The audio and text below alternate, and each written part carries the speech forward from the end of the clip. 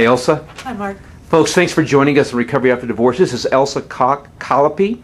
And I'm sorry I didn't introduce you in the previous blogs like that. I just realized that just now. But thanks for joining us again today. My pleasure. Now, maybe you've missed our previous blog interviews, and appreciate if you go back and check those out. But Elsa is an author, a speaker, and a good friend of mine, but she's the author of quite a few books. I'm just going to name a few today. A Singles Mom's Guide to Keeping It All Together. That sounds like a practical book. Settling for Less Than God's Best, a relationship checkup for single women. A Woman Who Hurts and a God Who Heals, and a soon-to-be-released book, Pure Love, Pure Life. Is that right? That's right. So she's not only an author of books, but she's a magazine article editor from the Thriving Family magazine, a publication to focus on the family, and also the editor of other at that same magazine, and also has been a contributing writer for Women's World, Family, Christian Single, and other publications, right? And many years ago, the single parent family director here at Woodman Valley Chapel in Colorado Springs, where I was a pastor of the singles ministry. So good to see you again, Elsa. Thank you, Mark. And I know we've been asking some other questions of you prior to this interview, but here's the question, at least in this part. All of our lives have different places. We're in a different place in our journey. We got how we are, no matter how we got there, here we are. And there are a lot of people that would ask themselves, they have a past like we all do, and they're hiding their past by how they're living today. And it seems to be, maybe that's very common today, that people are trying to do life neglecting or putting aside their past and by hiding behind something else. And so what would you suggest to a person, a single parent, either dad or mom, who knows they have a past, but how do we successfully weave our past into our present that's going to help us and our kids? I very much identify with that. I spent so much time really hiding. It was like, okay, here are all these broken pieces. Let me stuff them under the carpet. And in church or in our work environments, we know how to clean up well. We know how to plaster a smile on our face. But here's the truth. The brokenness of our past can bring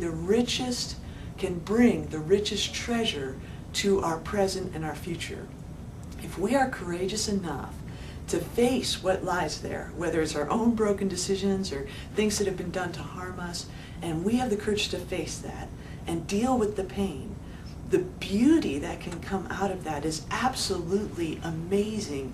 Your greatest strength and your greatest joys will come from knowing that you have dealt with this broken history and you have come through with your shoulders back and your head held high.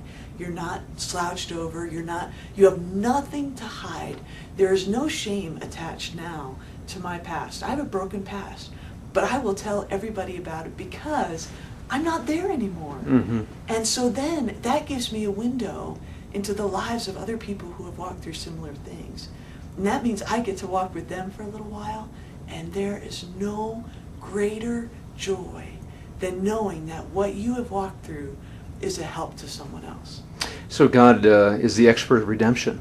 He is amazing at redemption. He brings hope from brokenness and life from death. And we hear those words, mm-hmm. and we can spout them pretty easily. Yes. But when it happens to you, it is life transforming. You are not the same person you were if you let God do the work and heal you and then pour out to others. And Elsa, wouldn't you say that as God desires to do that in all of our lives, isn't it true that we're partnering with Him? That is, He has His part and we have our part.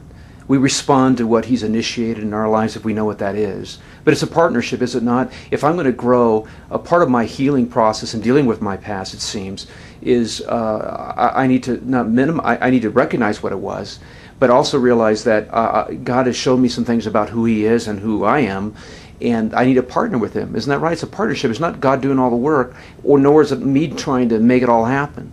Right. And it's primarily learning how to say yes when He touches His thumb on something, when there's a tender spot that He reveals, or all of a sudden we burst into anger and we don't know why, and God says, it's this, to really face that instead of turning from it.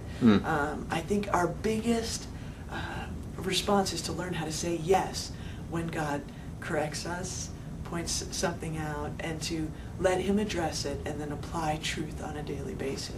And Elsa, saying yes is not necessarily easy. Oh, no. But it's the right choice. It's the right choice. Yeah. Thank you so much, Elsa. Appreciate it. My pleasure. And